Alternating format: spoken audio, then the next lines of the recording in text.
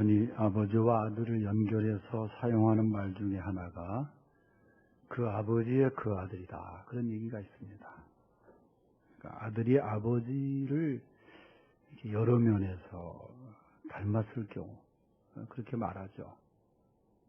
어제 그 연동교회에서 우리 김광수 사모님 아들 김민철 선생이 결혼하는데 이렇게 뒷모습을 보니까 아버지랑 똑같더라고 보니까 내가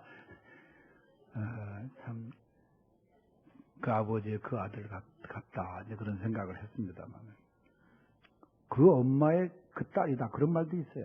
그 딸이 엄마랑 비슷할 때 그런 얘기를 하죠. 여러분 최근 농구 감독 중에 허재라는 감독이 있는데 그 허재 감독이 용산고등학교 다닐 때부터 아주 농구를 잘했습니다. 그래서 농구의 황제다 그런 별명이 있는데 그 아들이 허웅이에요 보니까. 그런데 그 역시 농구를 잘해서 지금 국가대표 선수가 됐잖아요. 근데 얼마 전에 국제대회에서 우승을 하고 나서 신문에 그 허웅 선수가 농구를 잘한 활약상이 대단하니까 그 신문에 그 아버지의 그 아들 그렇게 나왔더라고 그 제목이. 이렇게 좋은 모습으로 그 아버지를 닮은 그 아들의 이야기가 있는가 하면 또 부정적인 의미에서 사용하는 경우가 있습니다. 아버지가 좀 사회적으로 문제를 일으키고 옛날에 그 뭐 그룹의 회장처럼 근데 그 아들도 똑같이 또 술집에서 시비가 걸려가지고 폭행을 하여가지고 그 아버지가 또 그 아들을 때린 또 그 친구들을 가서 야구 배트를 갖고 와서 때리고 그래가지고 구속이 되지 않았어요. 그래서 그 아버지의 그 아들이 또 역시 오늘 본문에 보면은 이삭이라고 하는 아들이 나오고 그 아버지 아브라함에 대한 이야기가 나옵니다. 이 아브라함을 흔히 믿음의 조상이라고 그러는데 믿음이 아주 훌륭했던 아브라함 그 100세에 난 아들 이삭 그런데 이어서 믿음이 얼마나 귀한 믿음으로 이어졌는지 그래서 이 아브라함의 뒤를 이어서 아버지처럼 이삭이 얼마나 많은 축복을 받았는지 몰라요. 12절에 보면 이삭이 그 땅에서 농사하여 그 해 100배나 얻었고 여호와께서 복을 주심으로 그 사람이 창대하고 왕성하여 마침내 거부가 되었다. 그러니까 이삭도 아버지같이 그렇게 하나님께 축복을 많이 받았다는 거죠. 우리가 잘 알듯이 이삭은 아브라함이 100세에 난 아들입니다. 성경에 보면 하나님이 아들을 낳게 될 것이라 그렇게 말씀을 아브라함과 이삭에게 주셨을 때 상식적으로 좀 맞지 않는 이야기이기 때문에 아브라함과 사라가 처음에는 엎드려 웃었다 그랬어요. 막 비웃는 웃음이 아니라 자신도 모르게 새어나온 그 미소와 같은 웃음이죠. 어떻게 하나님이 이게 가능할까 하면서 웃었던 것 같아요. 그러나 인간적으로는 가능성이 전혀 없어도 우리 하나님은 전능하신 분이십니다. 우리 하나님은 시건하는 분이 아니십니다. 그냥 실없는 말씀하시는 분이 아니에요. 하나님은 그래서 아브라함에게 약속대로 이삭을 선물로 주셨습니다. 그때에 아브라함과 사라가 얻자마자 크게 웃으며 기뻐했어요. 여러분 다시 말씀드리지만은 하나님의 약속은 결코 빗나가는 법이 없다는 것을 믿으시기 바랍니다. 문제는 우리의 부족한 믿음이 문제예요. 하나님은 꼭 이행하시는 하나님이에요. 인간적으로 볼 때 시기가 때로는 지루하고 긴 느낌을 받을 수는 있지만 반드시 하나님의 약속은 이루어집니다. 그런데도 그렇게 믿음이 좋다고 하는 아브라함이 이삭을 약속받고도 10년을 기다리잖아요. 그러다가 인간이기에 좀 조급했습니다. 더군다나 여자 이 아내 사라가 아브라함을 흔들어 놓습니다. 그래서 인간적인 방법을 세워요. 그게 뭡니까? 하나님이 우리에게 아들을 주신다고 했는데 이 방법도 한번 써보자 해가지고 자신의 종 하가를 아브라함에게 내줍니다. 인간적인 방법으로 아들을 얻어내려는 자기 중심적인 거예요. 하나님의 뜻이 아니에요. 이게 문제입니다. 우리가 기도해야 되는데 내 인간적인 생각 방법이 개입돼서 그것이 하나님의 뜻인 것처럼 생각하면 안 된다는 거예요. 그래서 창세기 16장 2절에 보니까 사라가 아브라함에게 말하되 여호와께서 내 출산을 허락하지 아니하셨으니, 이거 자기 생각이에요. 원하건대 내 여종에게 들어가라. 내가 혹 그로 말미암아 자녀를 얻을까 하노라. 하매 아브라함이 사라의 말을 듣더라. 이게 너무 잘 들었어요. 아브라함이 자기 아내 말을. 이게 들을 말이 있고 안 들을 말이 있는데, 이 아브라함이 마지못해서 들은 건지 아니면은 그저 기회라고 들은 건지 모르지만은, 여러분, 언제 하나님이 사라의 출산을 허락하지 않는다 했냐 그 말이에요. 하나님의 생각이 아닌 거예요. 하나님이 주시겠다고 하면 믿고도 기다려야지. 그러나 사라뿐만 아니라 우리 마음에는 다 사라 같은 마음이 있어요. 나이는 점점 먹어가죠. 일은 잘 안 풀리지요. 그래서 무너지고 인간적인 생각과 방법을 강구하게 됩니다. 여러분, 제 아무리 믿음이 돈독한 아브라함인들 별 수 있었겠어요? 여러분, 야곱도 많은 부인이 있었지만 아브라함 시대에는 이런 상황에서 아내가 이렇게 말해, 여보 내가 원하옵고, 이 성경에 보니까 원하옵나니 나의 여종 하가가 동침하소서 간곡하게 부탁하면, 아마 여러분 같으면은 우리 남자 성도들은 당신 미쳤어? 나를 뭘로 보고 하는 말이야? 호통을 칠 거예요. 근데 아브라함은 이 아내의 말을 아주 그저 뭔 얘기는 척 하고 듣는 거예요. 문제는 살아있게 있었다. 여러분, 혹시 여러분에게 이런 경우라면은 아브라함처럼 다 못 이기는 척하고 넘어가겠어요? 아니면 단호하게 거절하겠어요? 오상경 장로님, 아브라함 뵈니까 아브라함처럼 단호하게, 아브라함이 단호하게 거절하고, 장로님 어떻게 하시겠어요? 그러면 오장로님은 묵묵부답.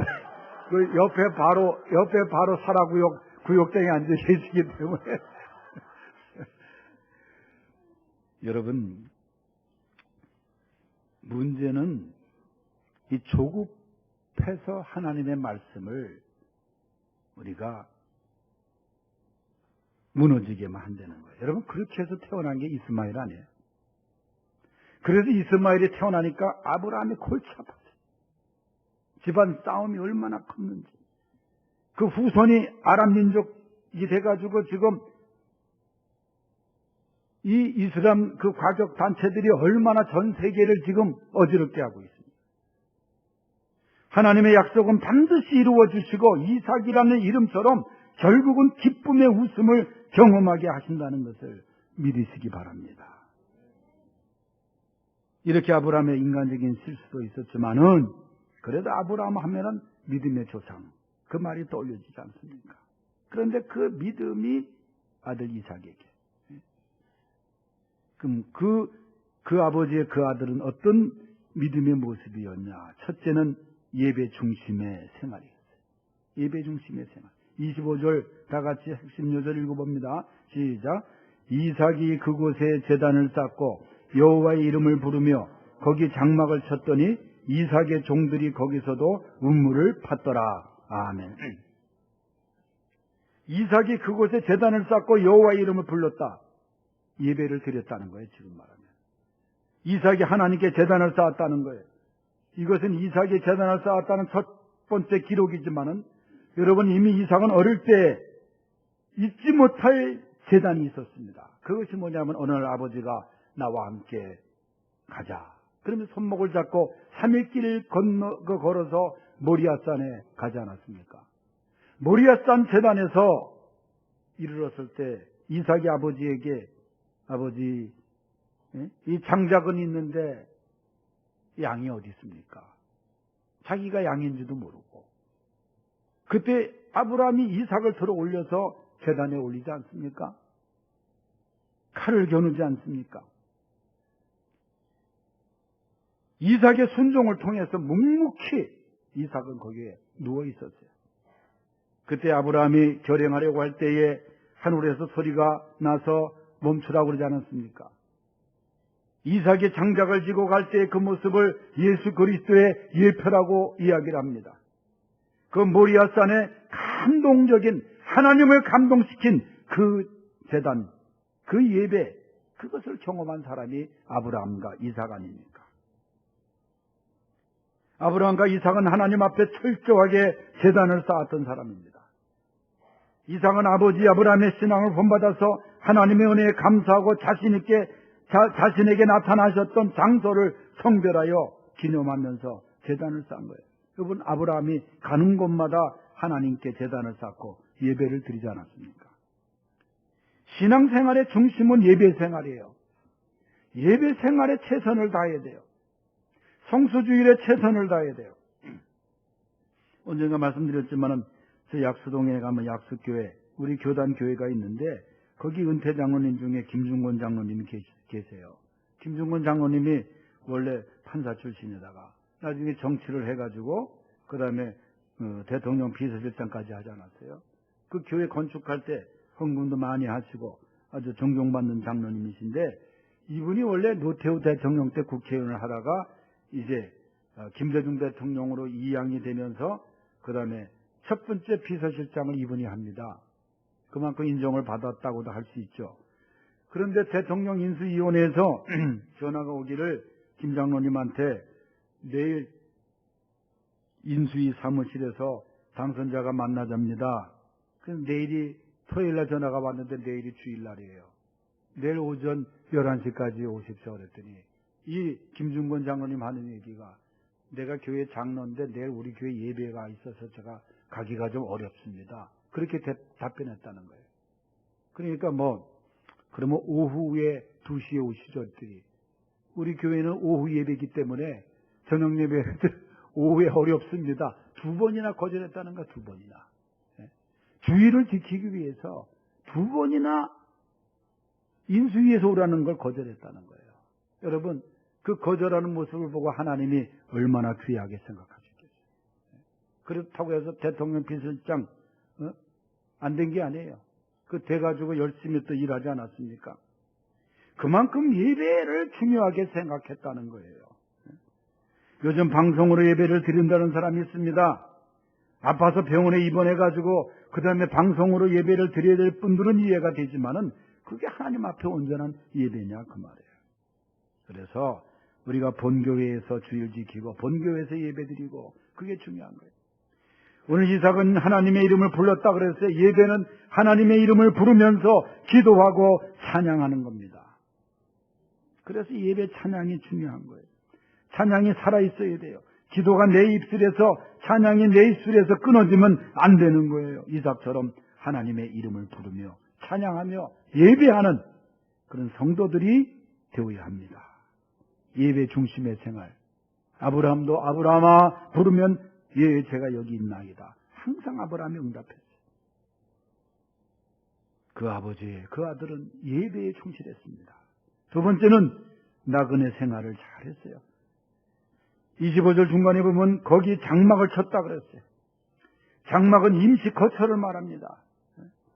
제가 군대에 있을 때 텐트를 치는 것은 주둔지에서 훈련 중에 치는 거지, 잠자는 것은, 근본적인 잠자는 것은 내무반 아닙니까? 우리가 야영을 하고 텐트를 치고 캠핑카를 타고 가도 그곳은 임시 거처입니다. 우리의 집이 있습니다.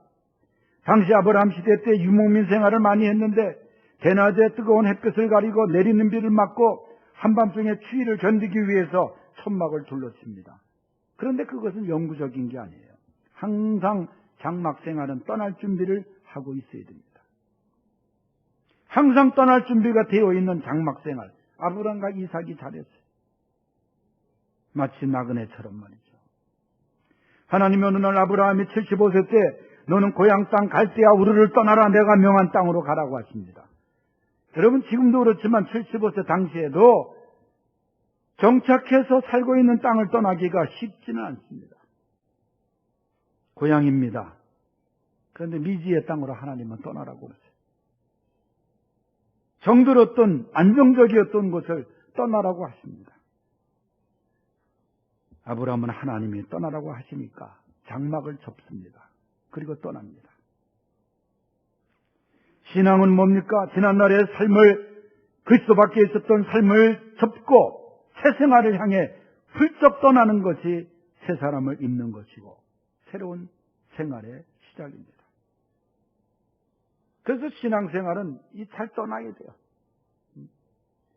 죄악의 자리를 떠나야 되고, 떠나는 연습을 잘해야 돼요. 문제는 정착을, 안정을 구실 삼아서 주저앉아 버리고 다시 일어설 생각을 하지 않는다는 거예요. 그러다가 비참해지기도 하고. 우리 인생이라는 것이 떠나면서 시작되고 떠나면서 마감되는 것이 바로 인생이 아닙니까? 출생이 모태에서 떠나는 것이고 죽음이 이 세상을 떠나는 것이 아닙니까? 우리의 삶에서 장막을 거두고 절대를 정확하게 알아서 행동하는 사람이 새로운 삶을 영위할 수 있는 거예요. 히브리서 11장 13절에 보면 이삭은 이 세상을 나그네와 같이 살았다 그랬어요. 나그네는 여행자입니다. 순례자입니다. 본향이 있는 것입니다. 우리는 이 세상을 나그네처럼 사는 사람들이에요. 우리의 본향 하늘나라를 향해서 살아가는 사람들입니다. 영혼을 사모하는 사람들입니다. 아브라함과 이삭, 그 아버지, 그 아들은 이렇게 하나님이 떠나라 하시면 장막을 거두고 또 새로운 곳으로 갔습니다. 우리가 본향을 두고 가는 순례자들입니다. 그렇다고 해서 이 세상을 막 살라는 것이 아니에요. 주님과 동행했던 에녹처럼 이 나그네의 삶을 하나님과 동행함으로 아름다운 순례자의 삶을 살아갈 수 있는 성도들이 되시기를 바랍니다. 세 번째는 이웃과 화목한 생활을 했던 그 아버지와 그 아들이 25절 하반절에 보면 이삭의 종들이 거기서도 우물을 팠더라. 여러분 창세기 앞에 보면은 아브라함이 조카 롯에게 선택을 하라 그러지 않습니까? 네가 동을 선택하면 서로 가겠다. 그러니까 넓은 마음으로 아브라함이 조카에게 땅을 선택하라 그래요. 네가 좋은 땅을 선택해라. 네가 보기에 원하는 땅을 선택해라. 넓은 마음으로 조카에게 베풉니다. 오늘 말씀에 보면은 이삭의 종들이 우물을 팠다 그랬어요. 당시 이삭이 살고 있었던 팔레스타인 지방에 그 지방의 특징은 우기 외에는 비가 전혀 오지 않습니다. 그래서 물을 구하기가 어려워요. 우물을 계속 팝니다. 그래서 이 우물 때문에 소유권을 놓고 부족들 간에 치열한 싸움이 있었던 시대입니다. 또 우물을 판다고 해서 물이 쉽게 나오지가 않아요. 힘이 센 부족들이 힘이 약한 부족들을 그 다음에 눌러서 우물을 탈취합니다. 심지어는 심술을 부려서 힘들게 판 우물을 강제로 메꾸어버리는 경우도 많았습니다. 18절에 보면 그 아버지 아브라함께 팠던 우물들을 다시 팠는데 이삭이 이는 아브라함이 죽은 후에 블레셋 사람이 그 우물들을 메웠습니다. 블레셋 사람들 다 메꿔버렸다는 거예요. 이삭의 그 우물의 이름을 그의 아버지가 부르던 이름으로 불렀더라. 그러면서 19절에 또 골짜기를 파서 샘 근원을 얻었는데 20절에는 다른 그랄 목자들이 이삭의 목자와 다투어서 이 물이 우리의 것이라. 이 물 때문에 또 싸움이 일어난 것이에요. 그랬더니 이삭이 거기서 옮겨서 또 다른 우물을 팝니다. 줘버린 거예요. 싸우지 않고 양보하고. 이삭이 우물을 팔 때마다 시비를 걸고 싸움을 걸어온 사람들이 있었는데 그때마다 이삭은 양보하고 다시 새 우물을 파고 화목한 관계를 맺습니다. 다툼보다는 사랑으로 양보하는 것이 이기는 것임을 믿고 있었던 이삭이기에 그는 또 가서 우물을 팝니다. 예수님이 마태복음 5장 5절에서 온유한 자는 복이 있나니 그들이 땅을 기업으로 받을 것이라. 온유한 사람이 결국 승리하는 법입니다. 선의 악을 결국은 이기는 것입니다. 온유한 이삭은 하나님의 말씀대로 우물을 파요. 계속 팝니다. 24절에 보면 하나님이 그에게 나타나서 나는 네 아버지 아브라함의 하나님이다. 두려워하지 말라. 내 종 아브라함을 위하여 내가 너와 함께 있어 네게 복을 주어 네 자손이 번성하게 하리라. 두려워하지 말라는 거예요. 내가 너와 함께 있느니라. 내가 네 아버지 아브라함을 위해서 내가 너와 함께 있는다. 여러분 아버지 아브라함의 믿음을 통해서 이삭이 얼마나 복을 받습니까? 네 자손이 번성하게 하리라. 자손의 약속까지 하십니다. 성도 여러분, 싸우지 마십시오. 온유함으로 이삭처럼 운물을 파시기 바랍니다. 때로 힘들게 판 운물을 메꾼다고 해도 낙심하지 마십시오. 온유함으로 끝까지 가면 하나님이 해결해 주시고 오늘 이삭의 번성함이 우리들에게도 임하게 될 줄로 믿습니다. 기도하겠습니다. 하나님 아버지 감사합니다. 우리 모두 아브라함과 이삭처럼 그 아버지의 그 아들, 그 자녀들이 되게 하여 주시옵소서. 우리로 인하여 자녀들이 복을 받게 하여 주시옵시고 믿음의 가게, 믿음의 축복을 이어받는 훌륭한 집안이 되게 하여 주시옵소서. 예수님의 이름으로 기도드립니다. 아멘.